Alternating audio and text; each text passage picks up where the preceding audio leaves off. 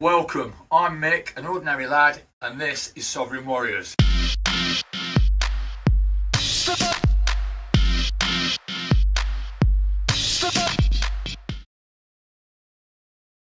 Right, yeah, the Settlements Act, the Law of Settlements Act was the laws are the birthright of the people of this land. So any kings or queens that come ascend to the throne have the responsibility to hold Parliament accountable for these laws, and their ministers and officers accountable to these laws. And that's stipulating that no one is above the law, because they hold a position within Parliament or government, be it Prime Minister, be it this, that and the other, or if it's just... Don't make them special. Does not make it. They're all held accountable to all these laws, and that's why they're so important for us to use them, and that's why they're in place in there. We know they're in place because we know that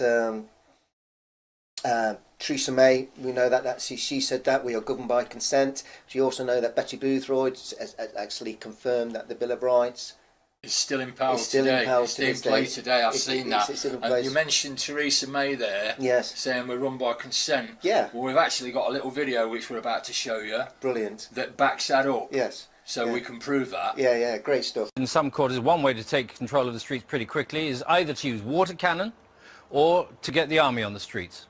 No, the way we police in the UK, the way we police is by consent, is by consent, is by consent. The way we police is by consent. The way we police is by consent. The way we police is by consent. The way we police is by consent. And that's it. And we are. And that emphasises this again, that we the people, we were here first, we created these things. We created them to make life easier, to bring commerce, to make us prosperity and to keep us safe. But we put things in place. But what's happened over time, these governments have just started to think that they're sovereign over the people, which is not the case. No. And that the monarchy becomes paramount and in control, and it's not the case either. It's always been the power of the people.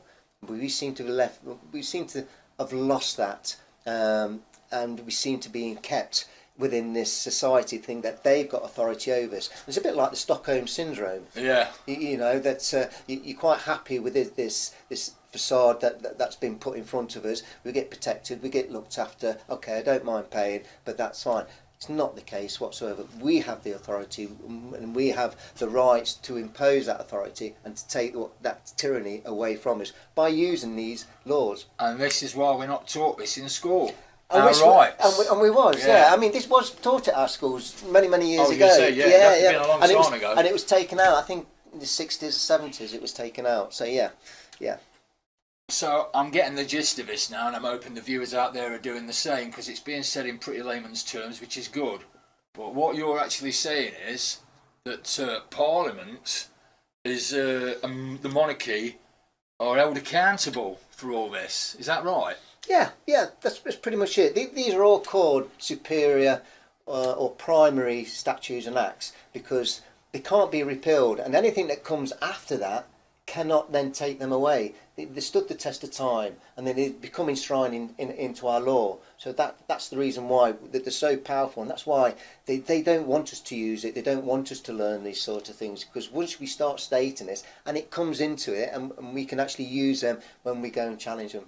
Yeah, and so I've also heard, and you probably can confirm this actually, that anything that holds law outweighs any new law. Exactly. Yeah, That's right, because it's been around that longer. It stood the test of time. Yeah. And so I see what you're saying. It becomes enshrined in that, and we quite like that, because we've got to understand that when these superior and primary statutes were put in place, they were put in place not to keep us in check. It was actually to keep Parliament and the monarchy in check. To make sure they're doing their job, which is protecting the people of this country. Exactly. Yeah, I'm with you. Nice one. Yeah. Right. Can we go back to the treason you were talking about? Yes. And has anything been done about that? Right. A good question, matey. Really.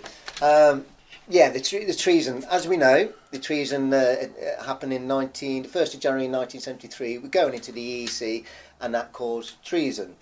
But what they did, obviously, we knew that they hid the FCO for 30 years, for like 30, you said. 30 years. So, what's happened since? What are we actually doing about it? Yeah, it's another good question, Mick. We know that the governments and government bodies of the governments, so say like the tax office, HMRC, local councils, local governments, the judicial courts, and then land registry is another one. They've all become corporations. They all become corporations and require contracts and consent. You can look at this on Companies House. So you look at the government, you look at something, and you go and look at it, Companies House, and you can see them registered as a corporation. And also they have Dun & Bradstreet, which is an American corporation, but they're registered on there as well with their corporation number. So they've become corporised. The DUNS number you're talking about Yeah, there, aren't you? yeah. And if they've got a DUNS number, they've Yeah. got no authority because they're a corporation. They've lost that sovereignty body. because you're the lowest of the low when you become a corporation. Exactly. With no authority whatsoever. Yes. And the police, what right have they got to carry weapons? And we'll come to that as well. McDonald's should be able to then, because they're a corporation. Exactly, yeah. So there. Yeah. So, yeah. So my next question then is, so if they're corporations, what difference does it actually make? Well, it's non-disclosure. It's a fraud. It's a fraud that they've done to you. So as mentioned, going into the EEC, I say, was treason. And that was hidden for 30 years. Obviously didn't disclose this. So we know that's fraud as such. And during that time, I think you might remember, because you're an old boy like me, that the lovely Tony Blair, you remember him? Oh yeah, nice chap. Well, he dissolved the Crown Agents Act of 1995. And the Crown Agents Act 1995 dissolved. And that was all, any Crown agents, any agents of the Crown, and any office of the Crown and officers of the Crown have now lost their sovereignty body. They've been dissolved. And they now come under the Act of the Companies Act of 1985, I believe. 1985 Companies Act. So what we're actually generally saying, obviously that Act being dissolved, the 95 Crown Agents Act, they've lost their sovereign body, the sovereign to take and to have authority or to governing body over you. Just as it did with the monarchy when going into 1973, when we usurped from her crown, of her crown, and she became head, as you mentioned, head of the state, the head of the Crown Corporation state. Yeah. And so these Crown agents then have to adhere to the Companies Act of 1985. But obviously, in the Companies Act, if you read that, there's a statement in that anybody within the Companies Act cannot be government.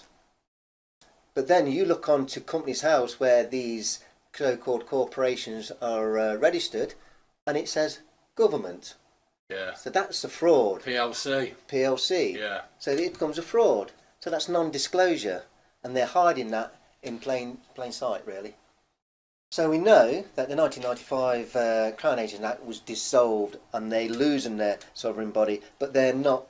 They're registered as a government still, in that it's like a franchise, being the government as a corporation. So that's non-disclosure. So that's fraud. Yeah. Massive fraud there. And then also you've got to look at the example of the police. The police, as you mentioned earlier, a corporation. And again, we're not told this as such. So police, being a corporation, they have to adhere like any other corporation. And you've got to look at what other corporations we have. For profit only, isn't it? For profit only. So they're not serving the people. No. They're actually serving they are a corporation, and they're there to make profit.